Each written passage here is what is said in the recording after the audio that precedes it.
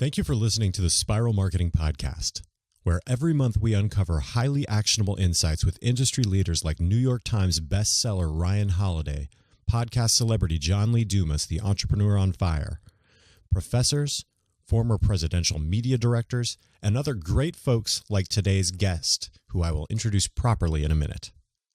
I am your host, Carl Bohm, and today's featured expert is Neal Gupta, who will be helping us learn more about venture capital and startup funding. This episode was recorded live on location at the Tyson's Tower Club, where Neal and I are both members. This podcast is brought to you without commercial sponsorship by the Spiral Marketing Agency, which helps growing businesses and associations get more leads and awareness from their web presence. We provide full funnel management with inbound and outbound marketing campaigns through the use of our service teams, including digital advertising, search engine optimization, social media, content marketing, marketing automation, and design and build to support efficient lead generation. You can learn more about the podcast and the agency at spiralmarketing.com. Today's episode will help you and your startup friends to get funded, so enjoy. What is the DNA of business marketing? How do we market ourselves now and in the future? Brand communications is evolving. Are you? Let's explore together. Spiral upwards. This is Spiral Marketing. Neal Gupta is the founder and chief financial officer of KiwiTech. At KiwiTech, Neal oversees the company's financial matters and leads KiwiTech's early-stage investment fund called Kiwi Venture Partners. A native of Marietta, Ohio, Neal holds a dual MBA in finance from Columbia University and the University of London, with a bachelor's of economics. I'm a top-tier startup investor and technology solutions provider. Over the last 3 years, KiwiTech has invested in and partnered with 70-plus tech startups. KiwiTech helps emerging entrepreneurs execute their big ideas and transform them into celebrated stories. The company is actively looking to expand its portfolio of startup investments. So, listen till the end to hear how to reach Neal. Today, KiwiTech has become a market leader in digital technologies. The company has deployed over 1,000 tech solutions across industries and has over 300 full-time employees. KiwiTech has worked with startups as well as Fortune 500 companies and global brands, including Intel, B&G Foods, Universal Music Group, Sony Music Entertainment, Elsevier, and McKinsey & Company with modern enterprise solutions. Neal, welcome to the show. Thank you, Carl. Glad to be here. Pleasure to have you. Of course, for background, Neal and I have been friends for something like 3-4 years now. We used to bump into each other at all of the local marketing and technology meetup type events, networking groups. And eventually we bumped into each other enough times that we thought, we really should set up a meeting, have some coffee. That's right. Yeah. And since then, I've seen your company grow quite a lot. I remember when the tech fund was just starting, I believe. That's right. Yeah. And now how many startups are you at? We have 80 portfolio companies now. Oh my 80. gosh. And we're planning to double that next year. That is fantastic. And I've seen you grow as well and doing some very innovative stuff. So I'm excited to be on the show. Oh, I appreciate that. Yeah. I appreciate that. Well, Neal, how have you come to think of venture capital for startups? Well, what we've seen is a seismic shift in the venture capital industry. We're really more in the seed investment stage of startups, which is pre-Series A, pre-venture capital. You could say even pre-institution. And the seed stage investment in technology startups is undergoing institutionalization, which venture capital went through, 4 decades ago. And now, of course, you see a shakeout happening in the VC industry where the best performing VCs are growing and scaling their funds and mediocre ones are shutting down. So we think that the seed stage investment space is really analogous to where VCs were 40 years ago, whereas it's institutionalizing, and think that we're at the forefront of that process. I can go more into that if you like. Well, I think that's interesting. You said that they're institutionalizing. Yes, $25 billion of seed investment is done in the country annually, and only $1 billion of it is really done in a structured fashion with some diligence by angel groups and other investment groups, which actually have a good sense of what they're investing in, what is the risk-reward curve for their investments, that sort of thing. 24 billion of it is really unstructured. It's very clubby, pass the hat sort of investment. Your friend comes to you with an idea, or your cousin or whatever, or somebody you know, somebody's friend's friend, and you put $50,000 or $100,000 into it. That amounts to 24 billion out of 25 billion of seed investment in the country. But what's happening now is people are seeing this opportunity like us and feel that there's a way to put better processes around seed investment. And so that's what we're trying to do. Excellent. And what does that mean for the typical startup who's looking for cash with those changes in mind? I would say there was a huge wave of innovation after the recession, and there are a lot of great entrepreneurs out there. I guess the ones that really make it are the ones who think about their business in a very structured fashion and build out a great team. They're willing to make the leap that needs to be made to build a new company. And they're just go-getters. They're honest, hardworking entrepreneurs. And they typically these days have a lot of domain expertise. So it's not as was decades ago where you have technologists starting companies, but you have more domain experts. They may know healthcare or finance or retail or social media or marketing, and they know how to leverage technology to disrupt their industry. And so what we do is we actually bring technology and capital to support these entrepreneurs. Excellent. Let's learn a little bit more about how you got here. So how did your background bring you into this kind of work? Yeah, so I got into the technology space right out of college. My siblings and I started a company in the DC area called Aptara, which we scaled to be the largest content technology services company in the world to 5,000 people. And that's really how we got our start. So we got into the investment world more from an operational background than a financial background. So we started off in the technology business, and we sold that company about 5 years ago. And because it was a services business, we dreamed up a new model about how to invest in startups, which leverages technology services and capital. And so it's not a pure capital investment, and it's not a pure services investment, but it's a mix of the two. Great. Well, then you got into KiwiTech, right? Yes. So what was that transition like? So after setting up Tara, we wanted to do something very cutting edge, and we saw mobile as the next frontier in early 2009, really with the launch of the iPhone and the App Store, and launched KiwiTech as a mobile app development company. We started working with large enterprises like Intel, Toyota, and McKinsey. And while we were doing that, this huge wave of innovation happened after the recession. And there were a lot of twists and turns along the road and some happy accidents. Actually, what happened was we were working with a startup, and they had a large bill that they owed us, about $500,000. And they had raised $7 million of VC capital. So we thought they were well funded. But after their launch, when it was time to pay the bill, they told us they were out of money. And so that was very surprising to us that a company started run through $7 million, but they said they spent it on marketing and just high cost salaries. And it seemed unnecessary to us to have such a high cost structure. And so it kind of dawned on us that, well, for one, we can actually help these startups with their technology development and take equity for that, which saves them capital.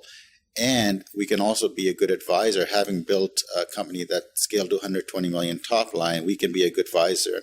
How do you scale a business, and what's the practical aspects of scaling a business? So as we were doing that, we realized that we were getting a lot of insight into these companies, the way we were working and helping them with their technology and their business plans. And so we started investing our own capital in them, in the top quartile of startups. And now we're essentially scaling the model. We have over 50 investors on our platform who co-invest with us in various startups. Excellent. Yeah. Perfect.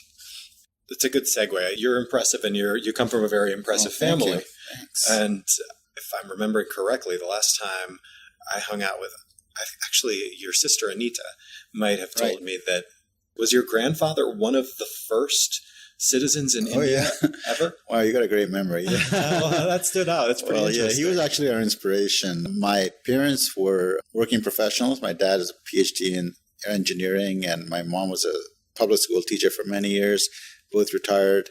But my mother's father was one of the first 100 citizens of India. That's correct.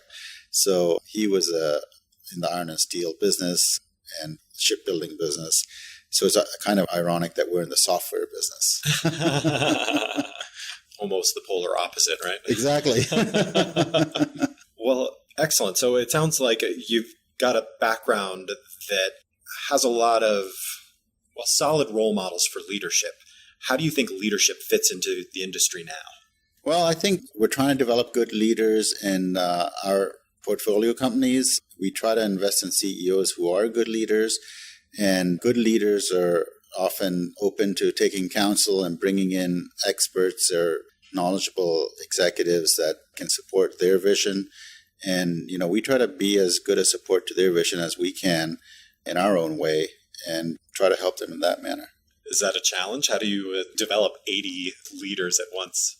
Well, I don't want to take too much credit for it. We try to invest in companies where we don't have to do too much development. Sure. For instance, there's a company in Baltimore. It's in the meal kit delivery business. It was just on the Today Show about a month ago. They're competing against Blue Apron and Plated and HelloFresh, which deliver meals to your house, uncooked meals, which you then cook, properly proportioned meals. So we think this is a very innovative company. They actually deliver the meal in a cooler box, which is environmentally friendly. And plus, they have tied up with $1 billion distributor rather than building out their own $15 million distribution centers that are very capital efficient. So we look for companies like that, which have innovative business models and can be disruptive, plus have an amazing team. And the team of Terrace Kitchen, the CEO was earlier CEO of a company called Medifast, which was the stock of the decade in the mid-90s. That went from about 17-cent share price to something like $35 share price, $500,000 in sales to $350 million in sales. So the CEO was CEO of Medifast, and he's brought his entire team over from Medifast into this new meal kit delivery company called Terrace Kitchen. So we look for really outstanding opportunities like this to invest in. Excellent. Yeah, it sounds like there's a lot of strength already in that team and that leadership. Exactly. Yeah, he's a proven leader already. Of course, on the other hand, there are startups which we've invested in where the leadership team may be developing, but we see a lot of promise there. They're willing to take advice, and, it's up to them whether they take it or not, but they definitely listen to advice and counsel, and they can pick and choose what they want to use. But, we look for developing leaders as well who can make their own decisions, but we see a lot that are easy to work with. What do you think the typical flight path looks like for a startup who's made their way to a venture capital firm? These days, they have a lot of options. I think entrepreneurs have a lot of options, and venture capital isn't always the final option in terms of funding their company. We see startups which can get all the way to an exit even without raising a VC round. And in fact, we recently sold a portfolio company called Puzzle Social. It's a mobile gaming company, which we sold on July 1st. Congrats. And thank you. Yeah, we invested in that company at a $4 million valuation 2 years ago, and again at a $12 million valuation 1.5 years ago, and also a venture debt round. And we sold it for $60 million on July 1st to Zynga. So within about 2 years, we had an exit there. And they were able to fund the company, scale it, and sell it without any VC money because we actually raised $6.5 million for them from us and our co-investors in all these 3 rounds. So, there are a lot of options besides going to venture capital that entrepreneurs can leverage in terms of funding and scaling and exiting. Once you do raise a VC round, which is obviously has its own pros and cons, the pros are you have a lot of capital and you can move fast. The main con, I would say, is really that you have to sell at a big number because VCs want something like $100 million to $200 million exit at the minimum for their business model to work. And they often have clauses in the agreement which enable them to block sales and or have a voice in a sale. So it's really a matter of control. If you want to avoid institutional capital like VC capital, you can have more control. On the other hand, you have to be more creative about how you fund the company. Interesting. What would you suggest to those who are evaluating that decision? Do you have any tips?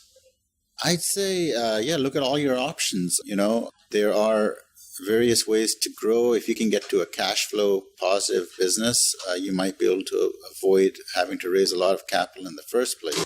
If you're driving only to a VC funding model, then, that comes with its own risks and rewards. I would say explore all your options in terms of how you fund the company, if you need to even fund the company, and do you really want to exit the company in the first place? Maybe it's a company that, would be a good lifestyle business and you don't even need to sell it or build it for an exit. Because once you raise institutional capital, you're pretty much tied into having an exit. But if you can be more creative in how you fund the company and you want to keep the business, you don't necessarily have to be building the company for an exit. Interesting. That sounds very helpful. Yeah, thank you. Do you have anything like a mantra to keep yourself inspired?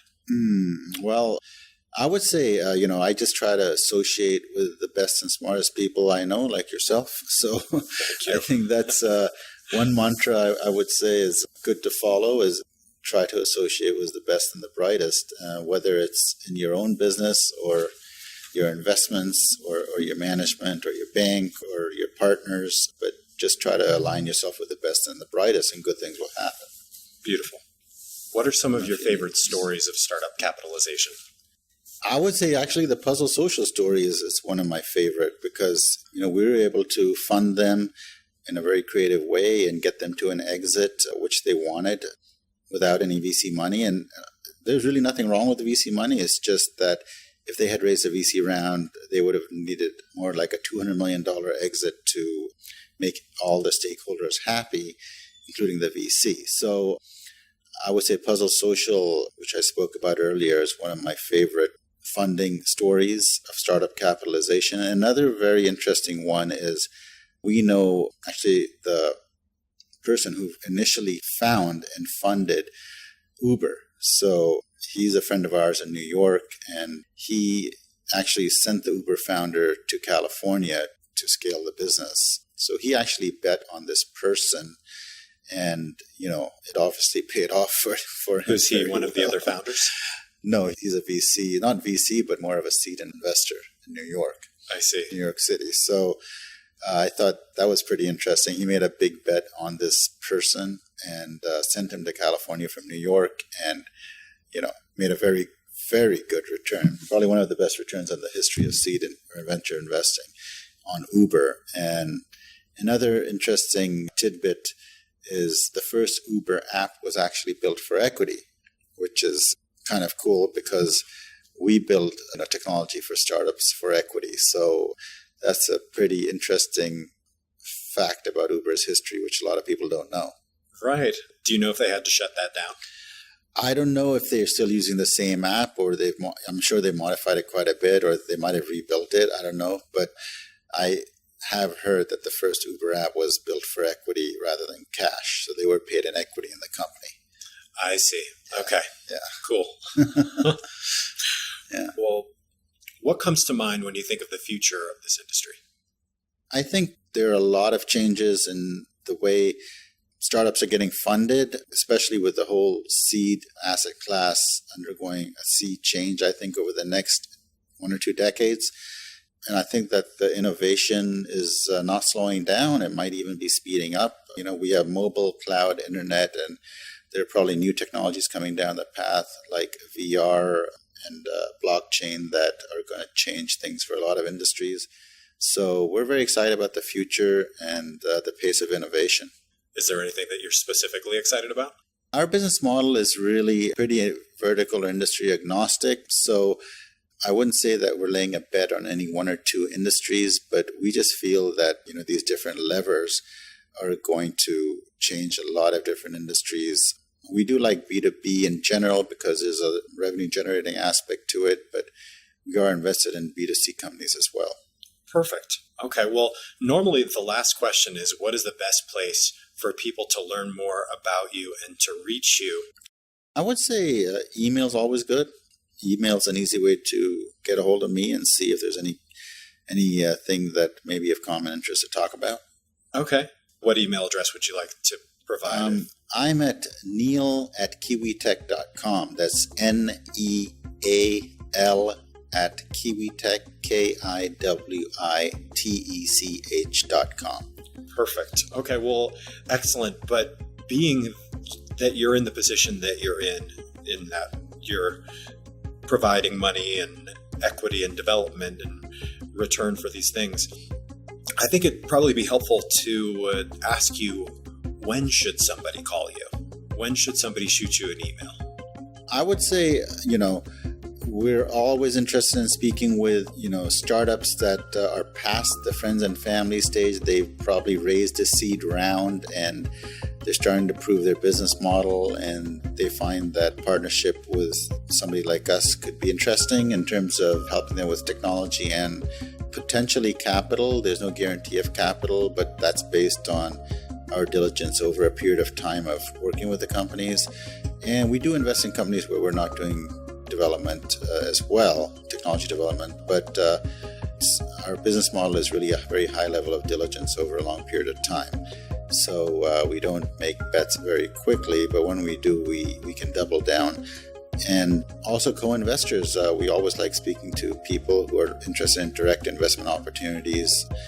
And as we have them, we raise syndicates for some of our best startups, and always happy to talk to people who say have domain expertise in the space and might want to invest, or are just pure financial investors and like the space that we're investing in. Perfect. All right. Well, is there anything that you'd like to add or any final thoughts? I'd say to all the entrepreneurs out there is, definitely go for your dream and just add a little caution along the way. Perfect. Neal, thanks so much for being on the show. Thanks a lot, Carl. It's a lot of fun.